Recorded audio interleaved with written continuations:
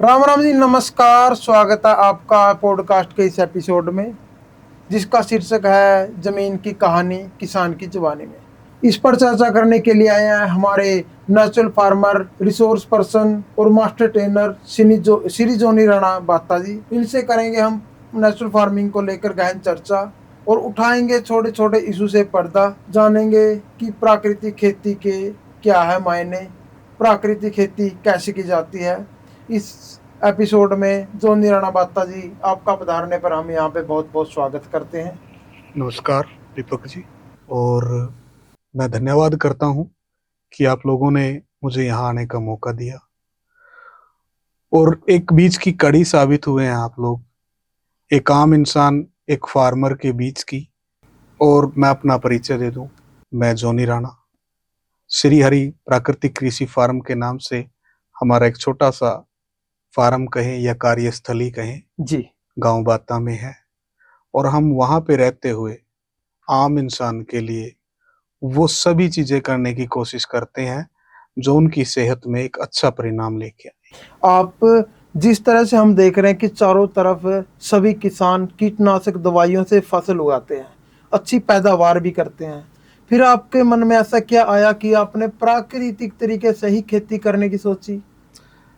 Sir, ये कुछ ऐसे पर्सनल रीजन भी थे जिनकी वजह से हमें इस रसायन के दौर पे ये सोचने का मौका मिला, या ये मजबूरी हमारी हो गई कि ऐसा क्यों है कि हम सभी सुख समृद्धियों के बीच में भी रोगों की तरफ खींचे जा रहे हैं।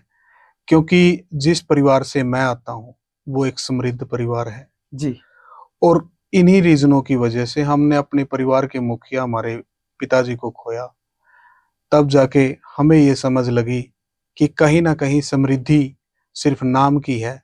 जो हम खा रहे हैं हमारी थाली के रूप में, जो भी चीजें उसके अंदर आ रही है वो हमारी सेहत के लिए अच्छी नहीं है। तो वहां से जब हमें पता लगा हमारे पिताजी की जो डेथ का रीजन था वो कैंसर था, तो जब हमें डॉक्टर से पता चला कि ये जो बीमारी है ये सिर्फ और सिर्फ हमारे खान पान से जुड़ी है।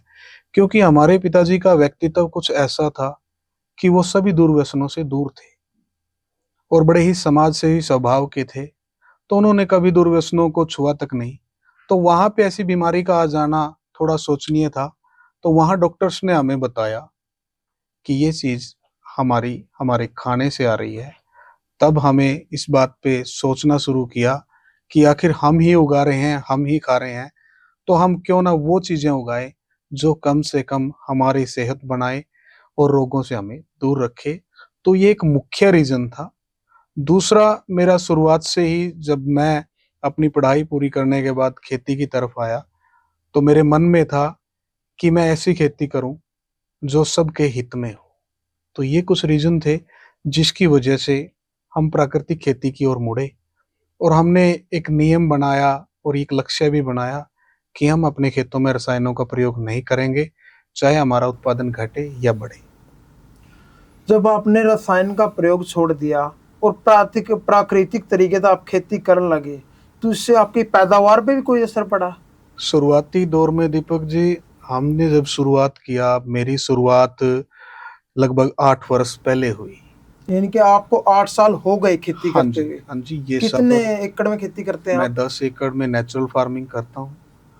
और जब 8 साल पहले हमने ये सफर शुरू किया, उस दौरान सिर्फ हमारे पास सिर्फ एक नीयत थी कि हम रसायन प्रयोग नहीं करेंगे, अनुभव कुछ भी नहीं था। उस दौरान के हमारे प्रयत्न जिनमें काफी उतार चढ़ाव रहे, उसमें उत्पादन घटा भी, काफी ऐसी समस्याओं का भी हमने सामना किया। आपके सामने बहुत चुनौती आई होंगी जिसका आपने सामना बिल्कुल, करना पड़ा होगा। चुनौतियां पारिवारिक भी होती है, सामाजिक भी होती हैं, और खेत भी चुनौती देता है जब हम किसी चीज से एकदम से हट के किसी दूसरी चीज पे जाते हैं। उस दौरान 2021 में सरकार ने प्राकृतिक खेती की फिर ट्रेनिंग शुरू की, और जब हमने गुरुकुल कुरुक्षेत्र से ट्रेनिंग प्राप्त करके जब हमने इस खेती को नया रूप दिया, उसके बाद हमने उत्पादन को बढ़ाना शुरू किया। और ये आप मान के चलें कि उसके बाद फिर हमने पीछे हट के नहीं देखा, और आज हमारा खेत उत्पादन भी दे रहा है, पौष्टिकता भी दे रहा है, और हमारे से जुड़े जितने परिवार हैं हम उनका भरण पोषण ठीक ढंग से कर पा रहे हैं। और प्राकृतिक खेती है और एक जैविक खेती है, इन दोनों में कुछ अंतर भी है क्या? बिल्कुल सर, प्राकृतिक खेती एक ऐसी खेती है जो प्रकृति से जुड़ी हुई है, या आप ये मान के चलो बाजार मुक्त खेती प्राकृतिक खेती है। आपने अपने आसपास से जितना सोर्स है उन्हीं से खेती करनी होती है।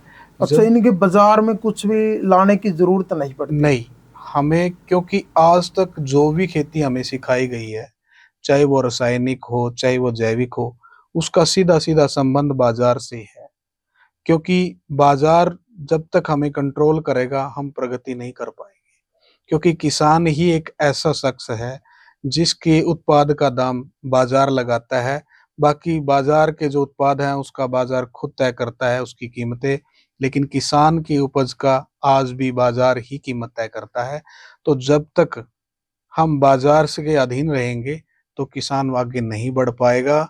और प्राकृतिक खेती किसान को बाजार से मुक्त करती है, क्योंकि प्रकृति से होने वाला वैसे भी खेती का 80%, या मेरा जहां तक मानना है कि 90% जो भाग है वो प्रकृति पे डिपेंड करता है। तो मात्र 10% के लिए हम बाजार के अधीन क्यों हो। और सबसे अच्छी बात है कि प्राकृतिक खेती सनातन खेती है, जो अच्छा जी। हमारे खून में है। ये बहुत से साथियों के मन में ये सवाल आएगा कि ये खेती सनातन खेती कैसी है। सनातन धर्म हमें सिखाता है कि हमें किसी का नुकसान नहीं करना। यानी हमें खेती भी धार्मिक होती है? बिल्कुल सर, अगर आप खेत में जा रहे हो, कीटनाशकों का प्रयोग करके बहुत से जीवों को मार रहे हो, तो किसी को मार के कभी भी अपना भला नहीं हुआ है। इतिहास गवाह है कि पापी का कभी भी भला नहीं हुआ। तो सनातन खेती इसलिए है कि हम किसी को नुकसान नहीं पहुंचाते और अपनी खेती को सिर्फ सुरक्षा चक्कर देके आगे बढ़ते हैं।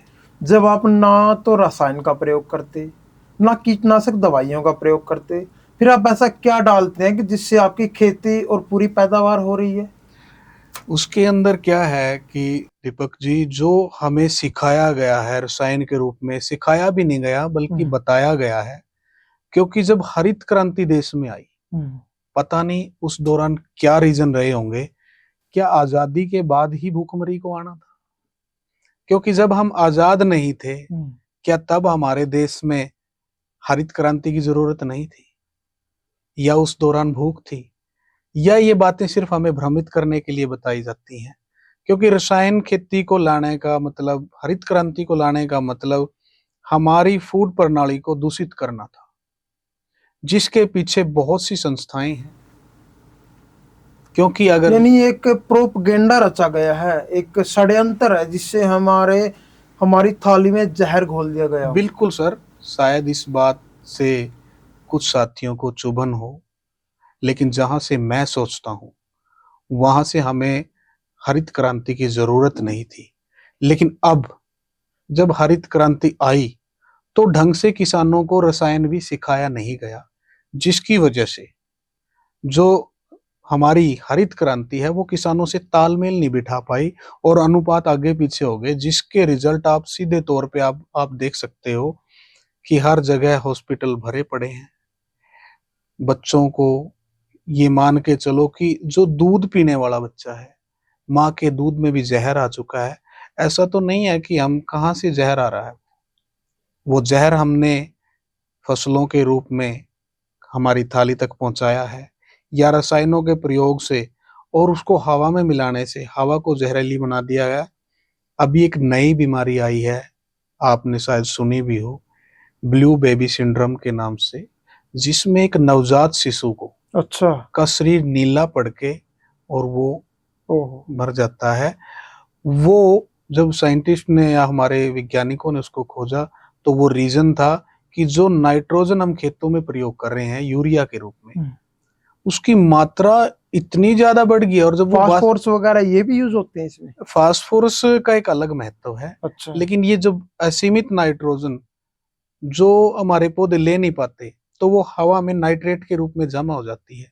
तो जब कोई नया बच्चा उसमें सांस लेता है तो वो उसको सहन नहीं कर पाता।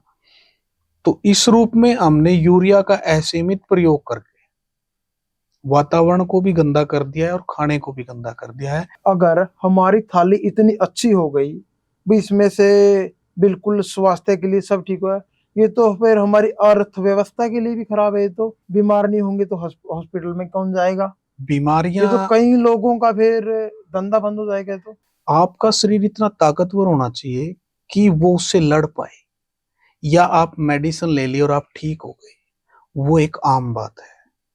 लेकिन अगर कोई रोग आया और वो आपके शरीर से चिपक गया और वो निकल ही नहीं पा रहा, और आप उसको ठीक करने के लिए जो खा रहे हो या शरीर को चलाने के लिए जो खा रहे हो, रोग अगर उसी से आएंगे तो कोई भी हॉस्पिटल आपको ठीक नहीं कर पाएगा।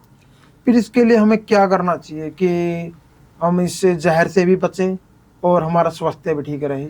जहर से बचने का सबसे बड़ा जो भागीदारी है वो हमारे किसान साथियों की है। अच्छा जी। और यहाँ आपके पास मेरा आना और ये बातें करना भी सीधा सीधा किसान साथियों के लिए है। मैं उनको एक ही बात कहना चाहता हूँ कि उनके ऊपर जनमानस की एक बड़ी जिम्मेवारी है। इंसान भगवान की सबसे सुंदर कलाकृति है, और भगवान ने हमें हमारे बड़े भाई के रूप में पेड़ पौधों को दिया था, क्योंकि जब सृष्टि की संरचना हुई, भगवान की सबसे सुंदर कलाकृति मानव है। तो मानव को बचाने के लिए पेड़ पौधे आए। तो वो पेड़ पौधे जो हमारी प्रकृति का एक खास हिस्सा है, आज अगर हम उनसे दूर जाएंगे तो ये कलाकृति खराब होगी। और आप देख भी रहे हो कि बार बार वातावरण में, चाहे वो कोरोना का आना है, कोरोना संकट ने तो आपको सिखा भी दिया है कि जो ताकतवर होगा वही जिएगा, कमजोर ऐसे ही मर जाएगा। कि इस वातावरण में हजारों लाखों अरबों बैक्टीरिया घूम रहे हैं, वायरस घूम रहे हैं, तो वो कभी भी विकराल रूप ले सकते हैं अगर आपकी इम्यूनिटी अच्छी नहीं है। हम खाना खाते क्यों हैं? ताकि हमारा शरीर ताकतवर बना रहे, हम बीमारियों से लड़ता रहे। हमारा इम्यून सिस्टम है वो हमारे खाने से ही जुड़ा हुआ है। और खाने में आज का जो अनाज है उसके अंदर पोषण तो रहा ही नहीं, साथ में उसमें केमिकल आ गया है। जिस खाने से हमें एनर्जी मिलनी थी उसके साथ हमें जहर मिल रहा है, जिसकी वजह से हम बीमार भी हो रहे हैं, और बीमार तो हो रहे हैं वो ठीक भी नहीं हो रहे। और ये बातें अगर आप किसी बीमार के परिवार से पूछोगे ना तो वो ज्यादा बेहतर बताएगा कि उनके साथ अभी क्या हो रहा है। जो ये गेहूं है प्राकृतिक तरीके से जो आप बना रहे हो, ये थोड़ी कॉस्टली भी है, जिससे मतलब हर किसी परिवार के खरीद नहीं सकता इसको। तो उस इसके लिए फिर कुछ या दीपक फिर जी, उसके लिए लेस होता है, या फिर वो क्या, उसके लिए कुछ कोई प्रावधान है क्या? उसका एक ही प्रावधान है कि सभी किसान साथी प्राकृतिक खेती करें, क्योंकि ये महंगा भी इसलिए है क्योंकि ये सीमित है। और मेरा भी ये जीवन का लक्ष्य भी है कि अब हम हर किसान को प्राकृतिक किसान बनाए, ताकि ज्यादा उत्पादन होगा तो उसकी कीमतें भी कम होंगी। जी। अभी तक ये चीजें महंगी क्यों हैं? क्योंकि इनका उत्पादन सीमित है। अगर हर किसान साथी प्राकृतिक उत्पाद पैदा करेगा तो वो हर किसी को सीमित कीमतों में भी मिलेगा।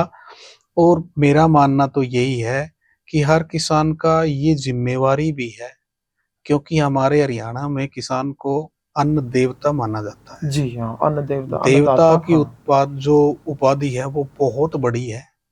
देवता का मतलब जो सबको आशीर्वाद के रूप में अच्छी चीजें दे। तो कहीं ना कहीं हमारे किसान साथियों को अपने नाम का मतलब जानना होगा, उन्हें प्राकृतिक खेती करके आगे बढ़ना होगा। और आज के जो पूरे समाज में जो उत्तेजना, जो क्रोध, गुस्सा जो इतना बढ़ गया है, और नशा जो बढ़ गया है, या गलत रास्ते जो बढ़ गए हैं, कहीं ना कहीं वो हमारे खाने से ही जुड़ी हुई चीजें हैं। क्योंकि अगर आप अकेले यूरिया की मैन्युफैक्चरिंग देखें तो उसका जो संबंध है हमारे पेट्रोल की तरह है। पेट्रोलियम का अंदर भी जो चीजें हैं ना उसी से जुड़ा हुआ यूरिया है। कि पेट्रोल को जब हम जलाते हैं तो तेजी से जलता है, उत्तेजना पैदा करता है। पेट्रोल की गाड़ियों की पिकअप सबसे ज्यादा अच्छी मिलेंगी आपको। पिकअप का मतलब उत्तेजना। आज यूरिया भी क्या करता है, पौधे के अंदर एकदम से उसको उत्तेजित कर देता है, वो ज्यादा हरा दिखने लग जाता है, वही उत्तेजना, वही तेजी आज बच्चों के अंदर आ गई है। उनमें सहन शक्ति नहीं है, वो छोटी छोटी बातों में गुस्सा हो जाते हैं और उसी दौरान गलत कदम उठा लेते हैं। तो ये सारी बातें हमारे खाने से जुड़ी है। और खाना क्या है? हमारी थाली में जो मौजूद है वो खाना है। और खाना आ कहाँ से रहा है? खेतों से। यानी कि खेत हमारे फूड फैक्ट्री है। आप कह रहे हो कि सभी किसानों को ये जो खेती है ये करनी पड़ेगी, ये अनाज उगाना पड़ेगा। जब हर कोई किसान अपनी पैदावार को बढ़ाना चाहता है, कम समय में ज्यादा अनाज उगाना चाहता है, तो आपको क्या लगता है ये बदलाव आ पाएगा? क्या वो इस चीज को में एक्सेप्ट करेंगे इस चीज को? बिल्कुल करना पड़ेगा। आज समय है उन पे कि वो सीखें। ट्रेनिंग इंस्टीट्यूट है कहाँ पे है ट्रेनिंग इंस्टीट्यूट? गुरुकुल कुरुक्षेत्र में, हमारा इंडिया का सबसे पहला। ये कोई प्राइवेट है या फिर किसी नहीं, सरकार बिल्कुल द्वारा ये चलाया जाता है? सरकार द्वारा ही चलाया जा रहा है। हरियाणा सरकार द्वारा या हरियाणा भारत सरकार, सरकार द्वारा? ये भारत सरकार द्वारा ही चलाया जा रहा है। अब तो अच्छा। ऑल इंडिया इंस्टीट्यूट बन गया है हमारा गुरुकुल। उससे पहले यहाँ हमारे देवव्रत आचार्य जी, जो अभी राज्यपाल गुजरात हैं, उन्होंने इस मुहिम की शुरुआत की। और मैं दिल से उनको प्रणाम भी करता हूँ और धन्यवाद भी करता हूँ कि उनकी ये मुहिम आज सरकार का भी लक्ष्य बन चुकी है। सरकार भी चाहती है कि हम प्राकृतिक खेती करें।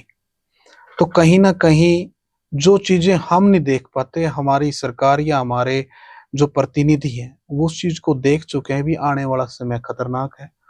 तो वो इसीलिए प्राकृतिक खेती को आज प्रमोट कर रहे हैं। और आचार्य देवव्रत जी जो इस मुहिम में जब लगे, उन्हीं की वजह से आज देश प्राकृतिक खेती को करने की मुहिम पे है। और उसके आगे हमारे डॉक्टर हरिओम जी हैं, जो पद्मश्री से नवाजे गए थे कुछ समय पहले। अच्छा जी। वो बड़े अच्छे ही, हम उन्हें गुरु जी इसीलिए कहते हैं कि वो प्राकृतिक खेती के ऐसे अग्रदूत हैं जिन्होंने अपने जीवन को का लक्ष्य इसको आगे बढ़ाना मान लिया है। और बहुत ही शानदार तरीके से जब वो लेक्चर देते हैं तो ऐसा लगता है कि वो सब कुछ भूल जाते हैं। तो ऐसे गुरुजन और ऐसे मार्गदर्शक जब आ रहे होंगे तो प्राकृतिक खेती बहुत आगे जाएगी। और जितने भी साथी ट्रेनिंग लेके आते हैं वो प्राकृतिक खेती कर भी रहे हैं और अच्छा उत्पादन दिखा भी रहे हैं। दिखा नहीं रहे हैं, वो करके दिखा रहे हैं। अच्छा जी। और जहां जहां आपने बात की कि वजन जो ज्यादा पैदा करना चाहते हैं, ये सोच हमारा मंडी से आया है। मंडी वजन मांगती है। तो अगर हम मंडी की खेती करेंगे तो हम मंडी के मोहताज रहेंगे। हमने मंडी की खेती नहीं करनी, हमने थाली के लिए खेती करनी है। क्योंकि जो किसान साथी हैं वो उगा रहे हैं, लेकिन उनसे जुड़े हुए जितने भी जन हैं जो खरीद के खा रहे हैं या वो बाजार से लेके खा रहे हैं, उनको तो ये पता भी नहीं है कि इसके अंदर है क्या।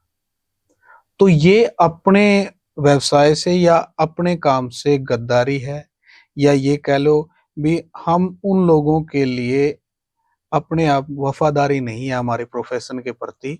क्योंकि एक किसान का सबसे पहला लक्ष्य है लोगों का पेट पालना है। जय जवान जय किसान का जो नारा दिया गया है उसका यही है कि हमारे जवान हमारे देश की सुरक्षा करते हैं और एक किसान हमारे स्वास्थ्य की रक्षा करता है। हमारे हरियाणा में लगभग ज्यादातर छोटे किसान हैं जिनमें कम एकड़ है, और वो उन अगर वो करें कि वो प्राकृतिक खेती का फैसला है, चलो भाई हमने तो रासायनिक कीटनाशक को छोड़ देना है, बहुत कर लिया, उसको फिर सरकार भी कोई सब्सिडी या कोई फाइनेंशियली हेल्प भी कर रही है? बिल्कुल सर, सरकार की एक, हमारी हरियाणा सरकार की एक खास मुहिम है कि अगर कोई साथी, किसान साथी प्राकृतिक खेती करता है तो उसको, क्योंकि प्राकृतिक खेती गाय से जुड़ी है, इसे गौ आधारित खेती भी कह सकते हैं।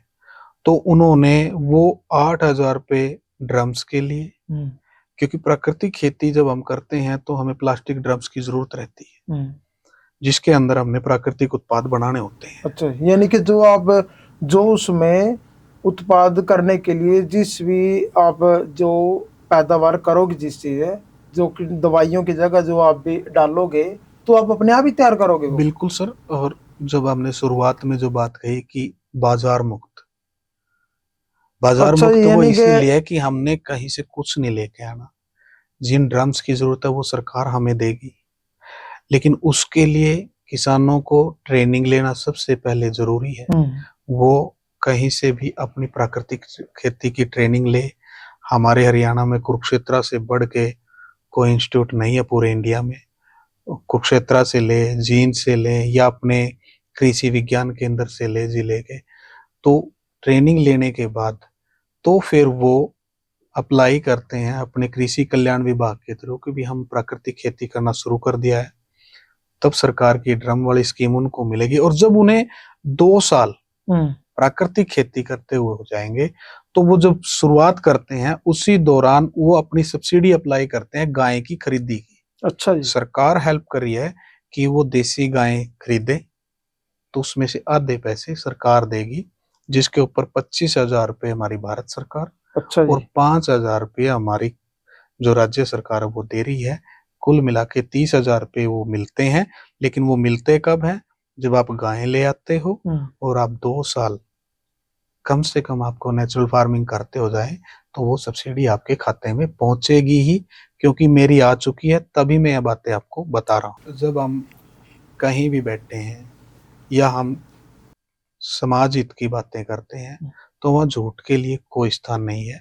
हो सकता है किसी साथी की वो 10 दिन आगे पीछे हो सकती है, लेकिन आएगी जरूर, क्योंकि प्राकृतिक खेती करते हुए वैसे भी, जहां तक मेरा मानना है, गाय को सब्सिडी की जरूरत नहीं है। आज हमारी गौशालाओं में इतनी गायें हैं कि अगर हम सिर्फ उसकी सेवा के लिए उसको लेके आए, क्योंकि गाय की अगर हम बात करें कि गाय के गोबर में इतने बैक्टीरिया है जो हमारी खेती के ऊपर काम करते हैं। प्राकृतिक खेती को हम बैक्टीरियल फार्मिंग भी कहते हैं, जिसे जीवाणु खेती कहते हैं। अच्छा जी। तो गाय के जो वेस्ट के हैं, जो गोबर है और गोमूत्र, गाय के गोमूत्र के बारे में तो सब जानते हैं कि गाय के गोमूत्र के तो ये लगभग अफवाह भी बहुत फैलती है कि गोमूत्र से कुछ नहीं होता, ये अफवाह है, ये जो गोमूत्र अंधभक्त पीते हैं, या ये क्या चीज है ये? देखो, जिन्हें नहीं मानना है वो नेगेटिव बातें ही करेंगे, वरना आज तो गाय के गोबर पे इतना रिसर्च हो चुका है, अच्छा, गोमूत्र पे इतना रिसर्च हो चुका है कि गाय का जो गोमूत्र है वो कैंसर रोधी है।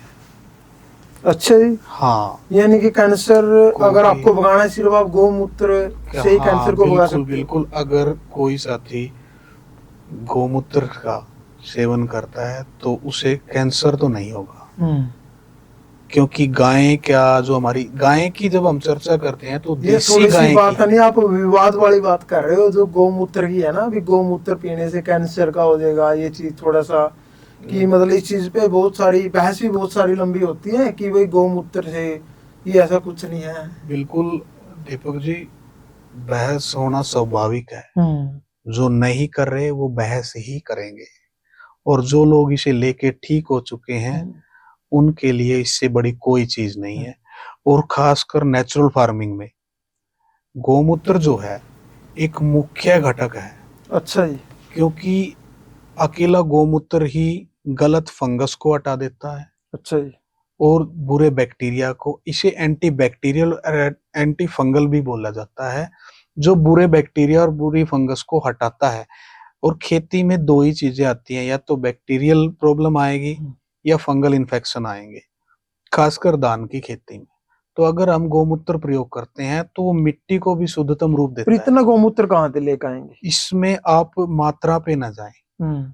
एक गाय, एक मैच्योर गाय पूरे दिन में 10 किलो गोबर और 10 किलो मूत्र हमें दे देती है। अच्छा जी। और वो हमारे 1 एकड़ की खाद में पर्याप्त है। सिर्फ 10 किलो मूत्र और 10 किलो गोबर से आप पूरे 1 एकड़ की में ऐसा कैसे? ये तो बात कुछ समझ में ये इसलिए देखो, मैं आपको डिटेल बताता हूँ कि जो हमारा कच्चा गोबर है, वैसे कच्चे गोबर को ना पहले बताया गया था भी ये खाद नहीं है। अगर इसको सीमित मात्रा में और गोमूत्र के साथ मिला के हम एक उत्पाद बनाते हैं जिसे जीवामृत बोला जाता है। अब मैं जब बात चली है तो जीवामृत बनाना भी मैं आपको बता दूं कि हम 200 लीटर के ड्रम में 10 किलो गोबर, 10 किलो गोमूत्र, 2 किलो बेसन, 2 किलो गुड़ और बड़ पेड़ के नीचे की मिट्टी लेते हैं। सिर्फ बड़ की मिट्टी होनी चाहिए, किसी भी पेड़ की हो। देखो, वैसे तो जहाँ केमिकल फार्मिंग नहीं हो रही, हम्म। वहां से हम मिट्टी ले सकते हैं। लेकिन मेरा मानना है कि बड़ पेड़ इतना विस्तृत होता है कि वो कभी नहीं सूखता। आज भी कई जगह हमने देखा है कि कई कई 100 साल के बड़ के पेड़ जो हैं, अच्छा, जैसे कि भारत में मतलब 6 ऋतुएं हैं, तो मतलब कोई सी ऋतु हो, बर्ड ऑलरेडी ऐसे हरा का हरा रहेगा। रहेगा। और आप यहाँ आप जितने भी ये साथी इस वीडियो को देखेंगे, वो खुद भी अपने आप से पूछें भी क्या उन्होंने कभी किसी बड़ के पेड़ को सूखा देखा है? हमने तो नहीं देखा, ना हमारे बुजुर्गों ने देखा। अच्छा जी। क्योंकि बड़ पेड़ कभी नहीं सूखता, क्योंकि उसके नीचे इतने बैक्टीरिया काम करते हैं कि वो उसको सूखने नहीं देते। हमारा मानव शरीर भी बैक्टीरिया से चलता है। अच्छा जी। हमारी आंत में इतने बैक्टीरिया काम करते हैं, हर जगह बैक्टीरिया काम कर रहे हैं और वो हमें जीवन शक्ति देते हैं। तो बड़ पेड़ के नीचे एक विस्तृत एक इतनी श्रृंखलाएं हैं अच्छे बैक्टीरिया की। हम उन बैक्टीरिया को भी लाके उस ड्रम में डालते हैं और गुड़ उनको ग्लूकोज देता है, उनको फर्मेंटेशन देता है और उनको मल्टीप्लाई करता है, बढ़ा देता है। जैसे अगर करोड़ों बैक्टीरिया गाय के गोबर में है तो, और कुछ हमने बड़ के पेड़ से ले लिए, तो जैसे हम उनमें बेसन डालते हैं, बेसन क्या है? प्रोटीन है। बैक्टीरिया का शरीर प्रोटीन से बनता है, तो गुड़ और बेसन उसकी खुराक है। और जिसे वो मल्टीप्लाई होके करोड़ों से अरबों अरबों से और ज्यादा होके जब वो तैयार हो जाते हैं 1 सप्ताह में, अगर गर्मियां हैं तो 1 सप्ताह से लेकर 4 से 1 सप्ताह तक, और सर्दियां हैं तो 10 से 12 दिन में वो तैयार हो जाता है। हाँ। दही क्या है? दही भी बहुत ज्यादा बैक्टीरिया का एक भंडार है, अच्छे हाँ, दही में बैक्टीरिया। बैक्टीरिया होते हैं, ठीक है। सिखाया भी गया है, पढ़ाया भी गया है, क्योंकि ये अब प्राकृतिक खेती सिर्फ प्राकृतिक खेती नहीं है, एक विज्ञान भी है और इसके इतने रहस्य हैं। ये ऐसा महासागर बन गया है कि जितनी गहराइयों में हम जा रहे हैं, इसकी गहराई और बढ़ती जा रही है। प्राकृतिक खेती के ऊपर से रहस्य उठ रहे हैं और इसके वैज्ञानिक रीजन ढूंढे जा रहे हैं। तो जितनी बातें मैंने आपको बताई ये सब वैज्ञानिकों की कही हुई है, ये नहीं है कि मैंने इनको घर जाके बैठ के बनाया हुआ है। अच्छा जी। और 8 साल में हमने इन चीजों को महसूस भी किया है कि जब मैं प्राकृतिक खेती नहीं कर रहा था तो खेत का उत्पादन भी इतना अच्छा नहीं था। अब तो फिर वो जगह आपने रासायनिक का इस्तेमाल किया होगा तो आपको पछतावा हो रहा होगा कि अरे हम कहाँ जी रहे थे, ये तो स्वर्ग है। बिल्कुल, ये सच्चाई है। और दूसरा, प्राकृतिक खेती समाज सेवा भी है। जो अनाज आपसे कोई लेके खाएगा वो उस अनाज का आनंद भी ले पाएगा। ये बहुत से साथियों के मन में ये रहेगा भी अनाज तो अनाज ही होता है, ऐसा नहीं है। जब आप प्राकृतिक खेती करते हो और अनाज जब तैयार करते हो उसका टेस्ट भी अलग होगा। मतलब अगर हम मान लो एक वो गेहूं है जो रासायनिक खाद से बनी है, और एक जो दूसरी गेहूं है जो जिसको आपने बनाया है, ये आपके द्वारा जो विधि है उसके द्वारा बनाया गया है, उसको हम खाएंगे, बंदे को महसूस होगी ये चीज भी। बिल्कुल बिल्कुल सर। और इसके पीछे का एक एग्जाम्पल भी है कि शुरुआती दौर में एक साथी हमारे से गेहूं लेने आया। अच्छा जी। तो उसके मन में ऐसे ही सवाल थे जैसे आपने पूछा भी, क्या कोई टेस्ट अलग होता है? गेहूं तो गेहूं होता है, ये इतना महंगा बेच रहे हो आप लोग। तो मैंने उनको बोला जी कोई बात नहीं सर, आप नहीं लेना चाहते वो अलग मैटर है। फिर भी उनके मन में इच्छा हुई, बोले चलो खा के देखते हैं। तो वो हमारे से 50 किलो गेहूं लेके चले गए। अच्छा जी। शहर में रहने वाले थे, पेशे से डॉक्टर थे। मैंने उनको सिर्फ एक ही बात की, डॉक्टर साहब आप इसको पहले इसको खाना, और जब ये खत्म होती है तो आप अपने वाला खाना। तो उन्होंने खाते ही शुरुआत कर दिया, जब तक कोई बात नहीं, उन्हें नॉर्मल ही लगा। अच्छा जी। तो क्या हुआ, अभी 50 किलो कितने दिन चलेगा, वो तो खत्म होना था। तो जिस दिन वो खत्म हुआ और उन्होंने अपने वाला गेहूं पिसाई किया, तो उसके बच्चे बोल रहे हैं कि पापा मम्मी ये तो रोटियां कड़वी लग रही हैं। कड़वी लग रही है? हाँ, बच्चों ने उनको बताया, तो उन्होंने खुद भी खा के देखा। अच्छा। तो उनका रात के 11 बजे मेरे पास कॉल आती है, बिजोनी जी क्या आपके पास गेहूं है? तो मैं बोले अभी डॉक्टर साहब वो तो हम सीजन में ही बेच देते हैं।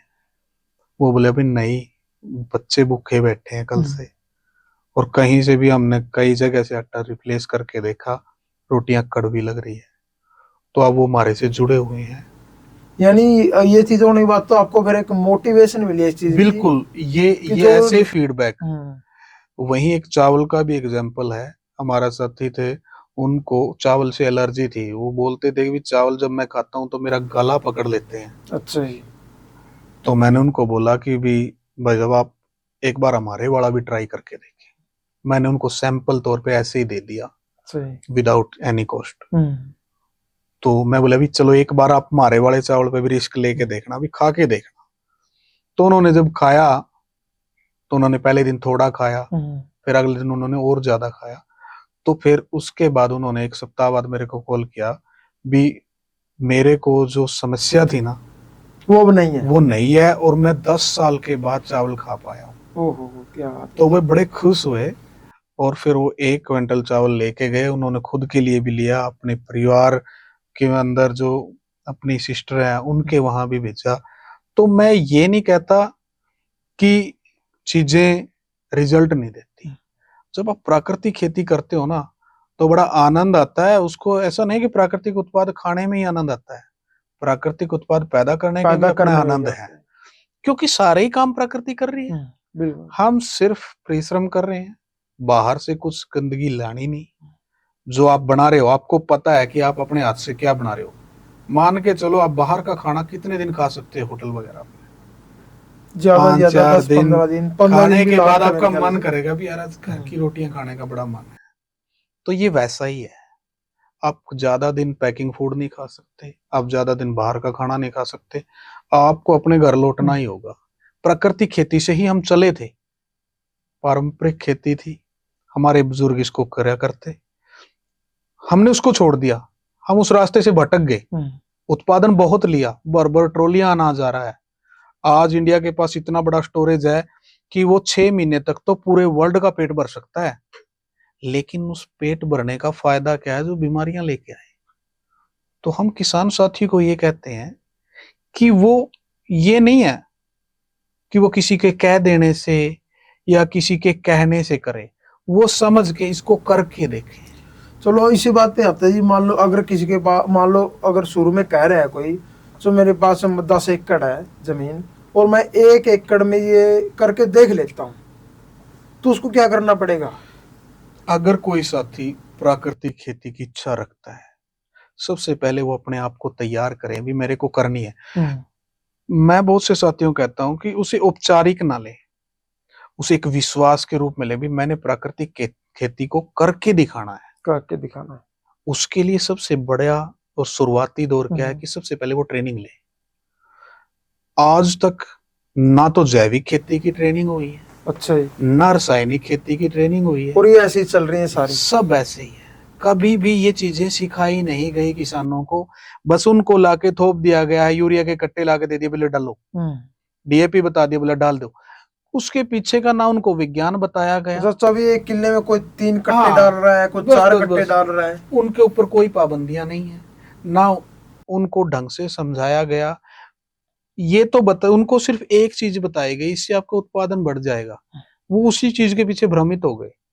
अगर हमारे किसान साथियों को ये भी बताया जाता कि अगर ये ज्यादा हुआ तो ये नुकसान करेगा, तो मतलब पैदावार शुद्ध है अशुद्ध है, इस चीज से कोई नहीं, बस ज्यादा होनी चाहिए। हाँ, ये मंडी की खेती जो मैंने आपको बोला है ना, मंडी में भर ट्रॉलियों की वैल्यू है, चाहे उसमें न्यूट्रिशन तो कटोरी भर के भी नहीं है। तो एक कहावत है, हमारे बुजुर्ग कहते थे भी, जब घी डालने की बारी आती थी ना, तो वो कहते भी कितना घी डालें आपकी सब्जी में? तो वो कहते थे भी अगर देसी घी हो तो 1 चम्मच डाल दे, वरना दिसोरी का तो खाना भी कुछ नहीं। सही बात है। अगर क्वालिटी नहीं है आपके खाने में तो चाहे आप थालियां भर भर के खा लो, आपको बीमारियों के अलावा कुछ नहीं मिलेगा। न्यूट्रिशन आप ये देखो ना कि हमारे बुजुर्ग कितने ताकतवर थे। या कुछ तो प्लान है, या फिर कुछ तो यू है कि केवल हमारे बुजुर्ग हैं, कोई 100 साल, कोई 120 साल, और आजकल के सारे 50-60 साल भी नहीं पकड़ रहे हैं। 50-60 साल तक भी वो दवाइयों से चलते हैं, दवाइयों से चलते हैं। किसी को हार्ट अटैक, बहुत सारी बीमारियां। छोटे छोटे बच्चे हैं जिनको बचपन से शुगर है, कहाँ से मिली उनको? और एक आप अभी बता रहे थे, और बहुत सारे हम सुनते भी हैं कि मान लो किसी ने बीड़ी नहीं पी, किसी ने सिगरेट नहीं पी, कोई नशा नहीं किया, उसको भी कैंसर। बिल्कुल, क्योंकि बीड़ी सिगरेट से ज्यादा जहर तो हमारे अनाज में है। अनाज में है, ये मैं नहीं बोल रहा, ये रिसर्च रिपोर्ट्स बोल रही हैं, मिट्टी सैंपल बोल रहे हैं, वातावरण को दूषित करती हवा बोल रही है, लोगों के अंदर बढ़ते हुआ क्रोध और सहनशीलता का घटता क्रम बोल रहा है कि आज समाज में विकृतियां आ गई हैं। हो सकता है इन विकृतियों के पीछे 1-2 रीजन और भी हो, लेकिन जो मुख्य रीजन है वो आपकी थाली में है। वो हमारी बात अधूरी रहेगी कि उसके बाद ट्रेनिंग चाहिए उसको, मान लो अपना हाँ, करना है तो। सबसे पहले वो साथी ट्रेनिंग ले हम्म, एक अच्छे इंस्टीट्यूट से, और वो ट्रेनिंग्स बिल्कुल फ्री है। 3 दिन बिल्कुल फ्री तक है। बिल्कुल फ्री, 3 दिन तक इंस्टीट्यूट उनको खाना पीना रहना सब प्रोवाइड कराएगा। और भारत सरकार की एक बड़ी अच्छी पहल है। हरियाणा वाले तो फिर सिर्फ कुरुक्षेत्र में जा सकते हैं या और कहीं भी नहीं, है? जींद अमेठी में भी ट्रेनिंग हो रही है, लेकिन फिर भी अच्छा, मैं सभी साथियों से कहता हूँ कि जो उनके नजदीकी हो नजदीक के। वो वहां से ट्रेनिंग लें। देखो, कुरुक्षेत्र तो हब है इस चीज का। और कुरुक्षेत्र के बारे में एक बात भी बताया गया कि ये तो ऐसी कर्मस्थली है जहां परिवर्तन हुए हैं। परिवर्तन हुए। महाभारत का युद्ध यहाँ हुआ, भगवान कृष्ण पैदा कहाँ हुए, लेकिन उन्होंने कर्मस्थली कुरुक्षेत्र को बनाया। कुरुक्षेत्र की पावन धरा है ना जो, वो परिवर्तनशील है।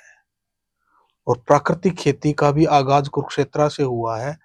तो आप देखते चलना दीपक जी की आने वाला समय, अगर हमारे किसान साथी प्रयासरत रहे और आप जैसे साथी जो बीच की कड़ी साबित हो रहे हैं, इस चीज को हम वहां ले जाएंगे जो एक सपना है। क्योंकि अगर हमने अपनी नस्लों को बचाना है तो फसलों को बचाना पड़ेगा। और ये दोनों ही काम हर जो भी इस कर्म में लगा हुआ है, जो भी इस मुहिम का अग्रदूत है, ये सभी का क्रेडिट। क्योंकि जब राम सेतु बना था तो एक गिलहरी के भी भागीदारी थी उसमें। भागीदारी थी। तो हर किसी की भागीदारी इसमें लिखी जाएगी कि इतिहास में जब रेवोल्यूशन आया, क्रांति आई प्राकृतिक खेती की, तो पूरे भारत ने उसका मिलके साथ दिया। और प्राकृतिक उत्पाद खाने के बाद जो ताकत, जो एनर्जी बच्चों के अंदर आएगी, तो उन्हें कोई फीड सप्लीमेंट लेने की जरूरत नहीं पड़ेगी। क्या बात है जी, बहुत बढ़िया जी। जिस तरह से आप ये तो बहुत अच्छा बता रहे हो, लेकिन इसमें थोड़ा बदलाव का है इसमें, क्योंकि बदलाव करना भी मुश्किल है। क्योंकि अगर कोई कई सालों से रासायनिक खेती कर रहा है और वो प्राकृतिक खेती की तरफ जाएगा, और फिर उसको वो मजबूर भी है, क्योंकि है जिस हिसाब से खर्चे भी हैं उसके, और उसको सभी को वहन करना, ये भी थोड़े प्रॉब्लम है। ये बिल्कुल हो सकता है दीपक जी कि बदलाव एकदम से नहीं आते, बदलाव धीरे धीरे आते हैं। लड़ाई लंबी लड़नी पड़ेगी। हो सकता है क्योंकि रसायन एकदम से नहीं आया था, वो भी धीरे धीरे आया था। हमारे बुजुर्गों के ऊपर रसायन को थोपा गया था जबरदस्ती, रातों को उठ उठ के। जो हमारे सरकारी महकमा था, रातों को यूरिया डालते थे। बुजुर्ग बताते हैं, देखो हमारे समय से मैंने, हाँ, काफी। ये चीज आप सही बता रहे हो। एक बार मैंने राजीव दीक्षित का भी ये पढ़ा था कि उनको बोल रहा है बस आप डाल लो इसको। बिल्कुल। क्या है कि देखो ना, कितना बड़ा एक षड्यंत्र ही कहूंगा मैं इसमें, कि धीरे धीरे हमारी घर की चीजों को हटा दिया गया और बाजार की चीजों को उसमें फिट कर दिया गया। अभी अब मैं एक मिनट का समय लूंगा कि आप देखेंगे भी किस तरह से बाजार बीच में आ गया। आपने खेत को बाना था, ट्रैक्टर लेके आना था, ट्रैक्टर कहाँ से आया? बाजार से। बाजार से। फिर ट्रैक्टर को चलाना था, डीजल कहाँ से आया? वो भी बाजार से। डीजल लाने के लिए हमने पैसे की जरूरत थी, वो कहाँ से आया? बाजार से। फिर हमने तैयार फसल को भी उठाया, बेच के कहाँ आए? बाजार में। बाजार में। हर तरीके से आपका हर वो काम, दिन भर की पूरी दिनचर्या आपकी बाजार से जुड़ी है।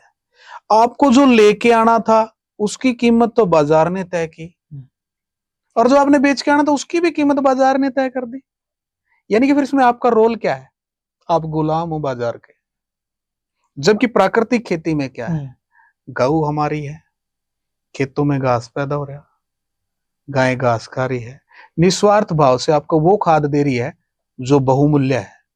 देखो, जब कोई साथी करेगा तो उसे डिफरेंस बिल्कुल महसूस होगा।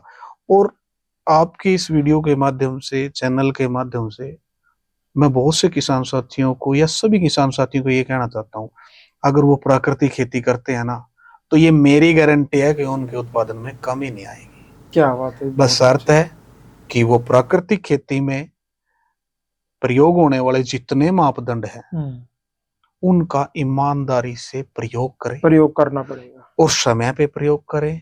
जितना ट्रेनिंग में बताया गया है उतना प्रयोग करें, और ये मन में विश्वास रखें कि ये होने वाली बातें हैं और हम करके दिखा रहे हैं। वरना इस बात के हमें कोई पैसे नहीं मिलते कि हम इन चीजों को प्रमोट करें। इस चीज को बढ़ाने के लिए हम अगर कोशिश कर रहे हैं तो ये हमारा कर्तव्य है, समाज के प्रति, किसानों के प्रति और अपने राष्ट्र के प्रति। क्योंकि एक व्यक्ति का समय सबसे ज्यादा कीमती होता है। अगर एक साथी बीमार होके 1 महीना भी मंजे पे लेटा रहा तो वो 1 महीना उसका वापिस नहीं आएगा। तो अगर आप स्वस्थ रहते हुए अपने कार्य रूप करेंगे तो राष्ट्र भी आगे बढ़ेगा। और लोगों का स्वास्थ्य का सीधा संबंध खाने से है। कहावत है, जैसा खाए अन्न वैसा होगा मन। लेकिन इसके बीच में एक चीज मिस कर देते हैं। अच्छा जी। भी आप जैसा खाओगे अन्न वैसा बनेगा तन। अच्छा, फिर बनेगा मन। क्योंकि अगर तन आपका ठीक नहीं है तो मन से क्या कर पाओगे आप। तो तन की को बनाना हो या मन को बनाना हो, उसके लिए आपको अन्न को शुद्ध बनाना बहुत ज्यादा जरूरी है। और अच्छा, आप एक बात बताओ, आप अपने गांव में आप शुरू में तो आप अकेले ही करते थे खेती? बिल्कुल सर। और हम आप तौर पे देखा ना, मान लो अगर कोई सिंगल है, मतलब कोई सोसाइटी में है या कोई गांव में, कोई शहर में है, कोई अकेला कर रहा है कोई काम, वो नहीं चाहता कि किसी को भी इसका रहस्य पता चले, ठीक है ना। और आप चाह रहे हो कि इसका रहस्य सभी को पता चले, सभी को आए। बिल्कुल दीपक जी, पता क्या है, एक सही मायने में जो असल एक नागरिक का जो कर्तव्य है, उसके पास ये भगवान का दिया गया आशीर्वाद होता है। हमें उसको समेट के नहीं रखना होता। यानी आपने उस चीज को फॉलो किया कि आप जितना बांटोगे उतना बढ़ेगा। बिल्कुल। आपने शुरुआत में एक बात कही थी कि ये महंगा बहुत है। वो चीज हमें भी बड़ी चुभती है कि हम इसको महंगा क्यों बेच रहे हैं, जबकि हम इस चीज पे ही काम कर रहे हैं कि उसको एक नॉर्मल कॉस्ट पे कैसे लेके आए। वो तब होगा जब ये ज्यादा पैदा होगा। ये कोई व्यापार थोड़ी है भी मैं एक बड़ा व्यापारी हूं। अगर मैं 10 एकड़ की खेती कर भी रहा हूं तो मैं कितने परिवार को पाल पाऊंगा? ज्यादा से ज्यादा 5, 10, 20। लेकिन परिवार, एक भारत एक राष्ट्र है, बड़ा है, और अकेला मैं ही किसान नहीं हूं। ये कोई मार्केट नहीं है, ये कोई बाजार नहीं है, ये एक क्रांति है। प्राकृतिक खेती एक रेवोल्यूशन है। इस क्रांति को आगे बढ़ाने के लिए सबको काम करना होगा, अपने निजी स्वार्थों को छोड़ना होगा। अगर हम समाज सेवा के लिए, ये तो बात भी कुछ नहीं है भी आप खेती खुद की करोगे और सेवा समाज की होने लग रही। एक अकेली प्राकृतिक खेती करने से आपके पास इतने बेनिफिट आते हैं। आप वातावरण को शुद्ध रखते हो, आप धरती माता को बचा रहे हो, आप अपने परिवार को बचा रहे हो, प्लस राष्ट्र के निर्माण में सहयोग कर रहे हो। क्योंकि अगर आप अपनी कॉस्ट ऑफ कल्टीवेशन, आपके खर्च बचाते हो और आमदनी आप ज्यादा करते हो तो वो राष्ट्रीय हित में ही है। क्योंकि यूरिया भी बाहर से आ रहा है, डीएपी भी बाहर से आ रहा है, और सरकार को बहुत भारी सब्सिडियां देनी पड़ रही है इसमें। और जितना ज्यादा वजन सरकार पे पड़ेगा उतना ही ज्यादा वजन वो पलट के आम जन पे आएगा टैक्स के रूप में। तो हम उन चीजों को क्यों ना अवॉइड करके, हमारे पास जो है अवेलेबल है, गायें हैं, आज गौशालाओं में गायें भरी पड़ी है। अगर सभी साथी प्राकृतिक खेती करते हैं और वहां से एक एक ऐसी गाय लेके आए जो दूध नहीं देती, क्योंकि जो गाय दूध नहीं देती उसका गोबर और गोमूत्र सबसे उत्तम होता है, क्योंकि उसकी पूरी एनर्जी वही लेके आने चाहिए। तो लोग गाय को रखते हैं, दूध देना छोड़ दे गाय तो उसको वापसी छोड़ाते हैं। वो फिर यही क्या हुआ, यही तो अपोजिट हो गया ना सिस्टम।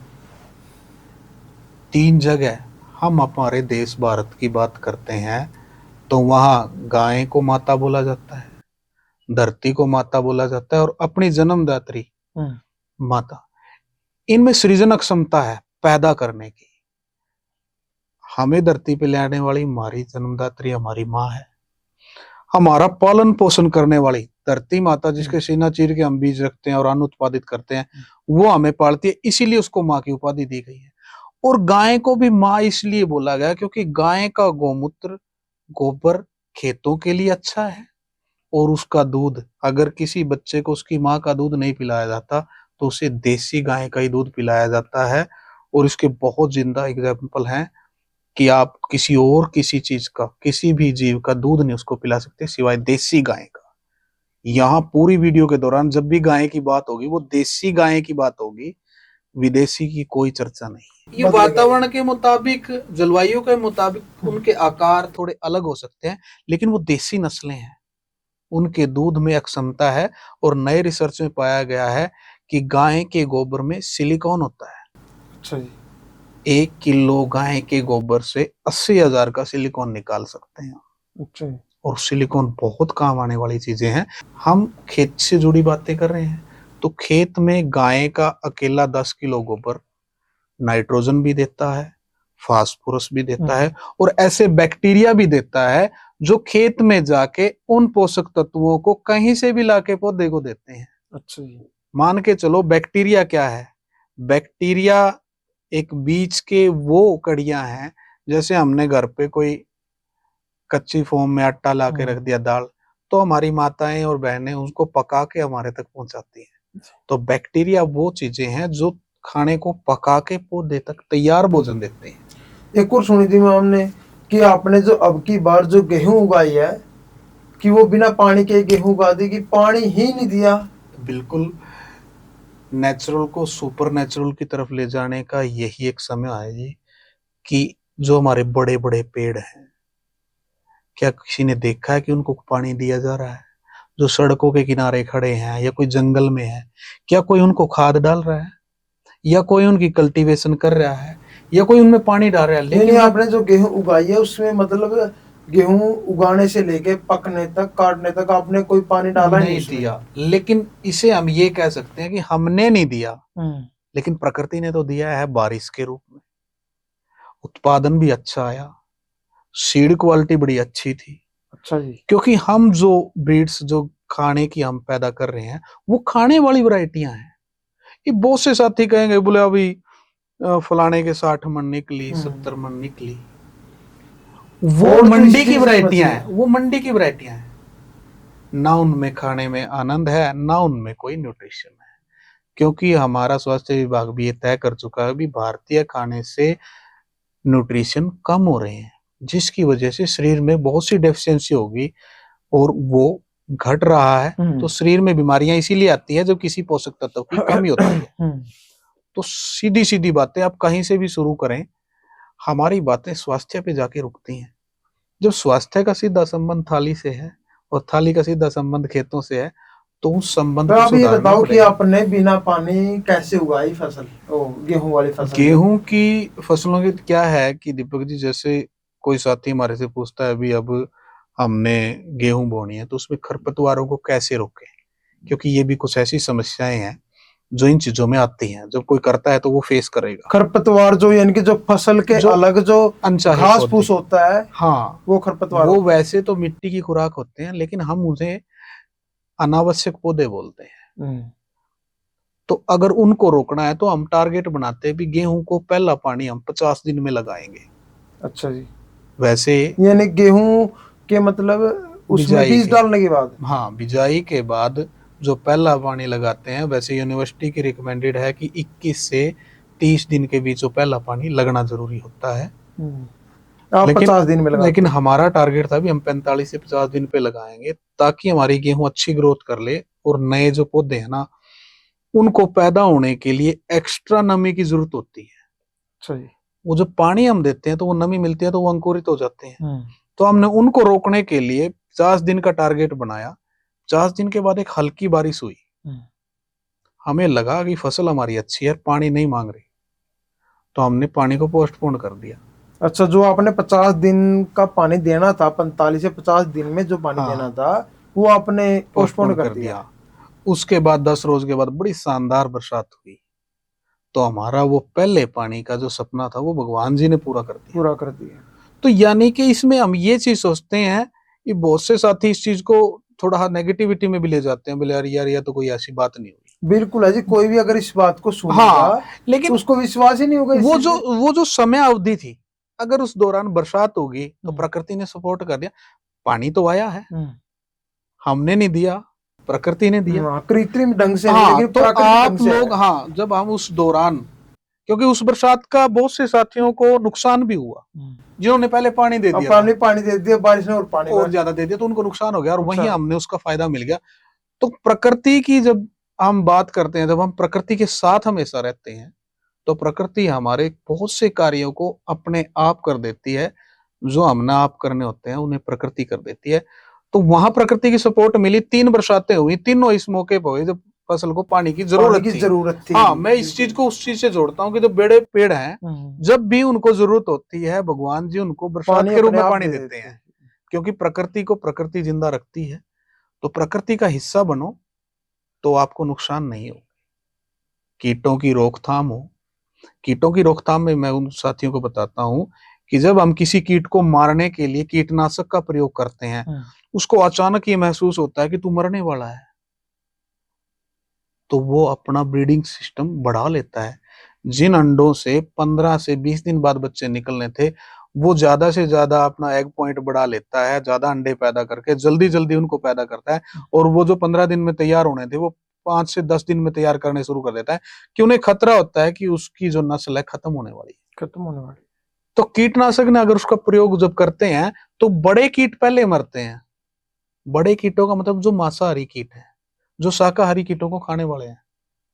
तो जब बड़े कीट मरे तो छोटों ने अपनी संख्या बढ़ानी शुरू कर रखी है, तो वो विकराल रूप लेते हैं। लेकिन अगर हम कीटनाशक का प्रयोग ना करके सिर्फ खेत की ही आहार श्रृंखला को चलने दे, भी बड़ा कीट आएगा छोटे को खाएगा, वो उसका खाना है और उसका खाना वो है, तो वो एक सीमित रहेगा। कभी आपने सुना अभी जंगल से हिरन खत्म हो गया हो? नहीं। शेर भी तब खत्म हुए हैं जब लोगों ने उनको मारना शुरू कर दिया। आहार श्रृंखला काम करती है। पेड़ से फल गिरा, मिट्टी में गिरा, तो वो क्या है कि वो एक आहार श्रृंखला है। पेड़ वहीं ग्रोथ करा, उसके पत्ते जड़े वो खाद रूप में गिरे, वही पेड़ सूख के दोबारा मिट्टी में मिल गया, तो मिट्टी से आई हुई चीज मिट्टी में चली गई। वैसे ही शेर का है, भी शेर ने हिरन को खाया, हिरन ने घास को खाया, तो वो श्रृंखला घूमती रहती है। मैं फिर भी साथियों से कहता हूं कि अगर वो प्राकृतिक खेती करें, अपने हिसाब से मॉडिफिकेशन करें, अपने खेत के हिसाब से, अपने पानी के हिसाब से, लेकिन आधार यही रहेगा कि आपने मिट्टी की तैयारी प्राकृतिक ढंग से करनी होगी। और अगर मिट्टी ताकतवर है तो आप जो मर्जी फसल करें वो अच्छी ही होगी। और देश में कई जगह से इतने हमारे साथी हैं जिन्होंने अलग अलग एग्जाम्पल तैयार किए हुए हैं, अलग अलग उन्होंने अपने फार्मों पे रिसर्च करी या खोज करी, जो हमारे गुरुजन है वो भी बताते हैं कि सभी कामयाब है। आप उन डेमोज को देखें, और अगर किसी साथी को समस्या आती है तो हम उनके साथ सीधे रूप से बातें करते हैं, चाहे वो देश में किसी भी हिस्से से हो, बस हमारी लैंग्वेज ना मिस होती हो, क्यों हमें समझ पाए। प्रकृति खेती एक विज्ञान भी है, सनातन भी है, समाज सेवा भी है, और हमारा कर्तव्य भी है। जोनी जी, आपका बहुत बहुत धन्यवाद, जिस तरह से आपने टाइम निकाल के और पूरी बारीकी से प्राकृतिक खेती के छोटे छोटे पहलुओं पर विस्तृत चर्चा की है। उम्मीद है सभी को ये वीडियो पसंद आएगी और सभी को खेती के बारे में, करने के बारे में बहुत बारीकियों का पता चला होगा। ओके दोस्तों, मिलते हैं हम अगले पार्ट में। तब तक के लिए बहुत बहुत धन्यवाद। वीडियो आप लाइक करें, कमेंट करें, शेयर करें और चैनल को सब्सक्राइब करें। धन्यवाद।